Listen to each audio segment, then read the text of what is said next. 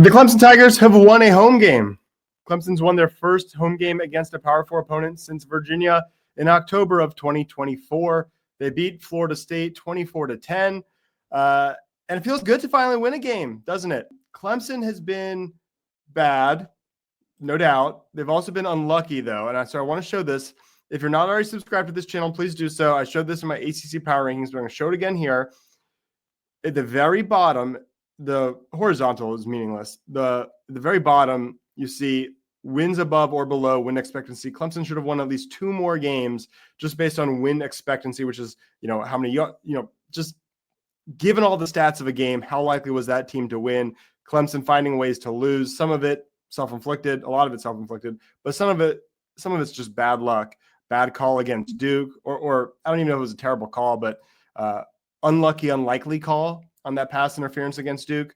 How about a 55-yard game-winning field goal as the clocks are running from Georgia Tech? That's kudos to Georgia Tech, but pretty unlucky that happens against you. They faced Syracuse back when they were decent and had Steve Angeli. Non-contact injury tears his Achilles, and then they're horrible the rest of the year. Haven't won a game since then. That's some pretty bad luck if you're Clemson. Finally, Clemson got a little luck in this game. Florida State missed a field goal. They had an unforced fumble they lost, just botched the exchange. There was a 2-point conversion that I didn't think was good, but it was at least 50-50. Went Clemson's way. A lot of luck that probably Clemson wins anyway, but maybe it's a 3 or 6 point game instead of a 14-point win. Either way, Clemson finally gets a little bit of that to even out because they've been so unlucky all year. But more notable, Clemson's defense looks decent, all right? Like they were last 2 games against SMU and Duke, they were bad, and the secondary was really, really bad. They finally show some pride. Avion Terrell, who was not great against Duke, he had 2 sacks in this game. Ashton Hampton, who's maybe struggled a little bit lately, pretty good, 2 passes defended. Ricardo Jones, the safety, true sophomore safety, he had an interception, actually his 4th of the year. He's been good at getting picks all year. Had some shaky, some busts at times. In this game, he was really good, had the interception. So a lot of credit to a secondary that stepped up and a defense that finally showed some pride, some bounce back after they were as bad as they've been. So encouraging there. And with this win, Clemson has a chance to get to bowl eligibility. It's not unrealistic. You saw Louisville lost to a surprising clutch Cal team. So Louisville's kind of down in the dumps, maybe vulnerable. I picked Louisville to beat Clemson before the year, back when I thought Clemson could play for, maybe not win, but play for a national championship. So I was high on Louisville. They're maybe a little worse than expected. But of course, Clemson's way worse than I expected. So I'm not going to flip my original pick from Louisville to Clemson now, but Clemson's got a shot in that game on Friday at Louisville. They'll come home, they'll beat Furman. And South Carolina's got 3 wins. You think Clemson's got a bad with 5 wins right now? South Carolina's only got 3, and they got A&M up next. South Carolina will be 4-7 going into that game in Columbia. Clemson absolutely could win that game, go 6-6, or if they beat Louisville too, that would be 7-5. Not saying that's a good year, but I'm not going to get excited about the Gasparilla or the Pinstripe Bowl, but it would be great if Clemson can get a longer look at some of their youngsters. Some guys just, off the top of my head, let's see Christopher Vizina first and foremost. Let's see him in a full game. It's not the end-all be-all. Of course, Miller Moss, the Louisville quarterback, he had that big debut against Louisville when he was on Southern Cal, looked amazing, and then they thought, okay, we got something here. So bowl game performance isn't the end-all be-all, but would love to see Vizina for another game, see if he could be a starter or if they need to go to the portal. On the offensive line, would love to see Ronan O'Connell, Mason Wade, Gavin Blanchard, and others, some young guys alongside Braden Jacobs. What's that O-line going to look like? I know they need 1, maybe 2 offensive linemen. Can we get Dabo to figure out if he needs 1, 2, or 3 from the portal? It's funny as fans, you kind of know when you're not good, but coaches seem to not be quite as willing to admit it. So let's find out. Let's get these young players in the game. Let's get some tape on them. Let's get a reality check. Let's see Darian Mayo. Can he be counted on to play significant snaps next year?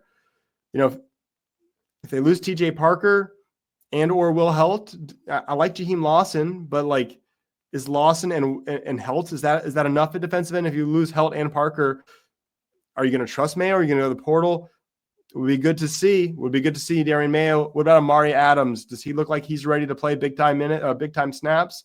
as Peter Woods likely leaves, almost certainly going to the NFL, would be really valuable and informative for the coaching staff and the fans, just to see them all in real action, not a scrimmage, not practice. Let's see how good they are. So Clemson's got something to play for again. Their luck finally turns. Really encouraging there. Real quick, also want to hit on basketball. Clemson basketball is 2-0 as of this recording. They play Morehead State on Tuesday, so hopefully they'll be 3-0 before their big game at Georgetown and Washington D.C. Georgetown has no freshmen, no true freshmen at least. The veteran squad, they used the portal.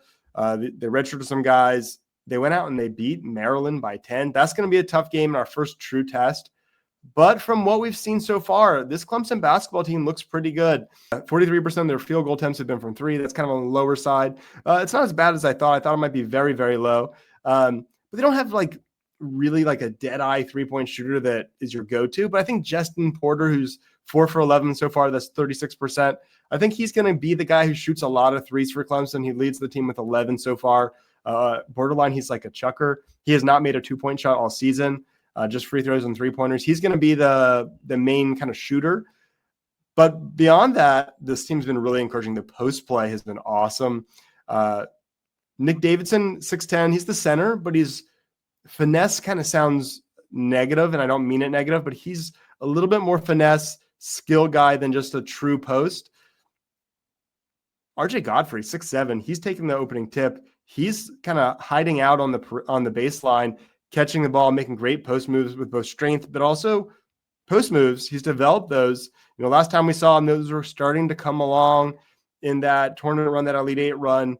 They've kind of moved on, moved up to the next level from his year at Georgia. He's not going to shoot it from three. He's probably not going to shoot even a whole bunch from mid-range. He's a good true post. Carter Welling is the transfer also. He's 6'10". He's the transfer from Utah Valley. And he's kind of, he reminds me a little bit of Godfrey. He's faster, but he's also kind of I don't know if you call him a true post. He could shoot the three a little. He's 1 for 2 from three so far this season. He'll shoot a couple.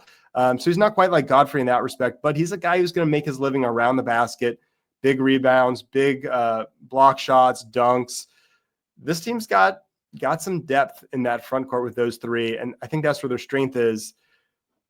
Maybe the guy that is most exciting, Dylan Hunter, he's going to be steady Eddie, senior leader, point guard, 7 points, 3 assists, basically no turnovers, really steady. They need, one other kind of guard, smaller, shifty guy who's going to make plays.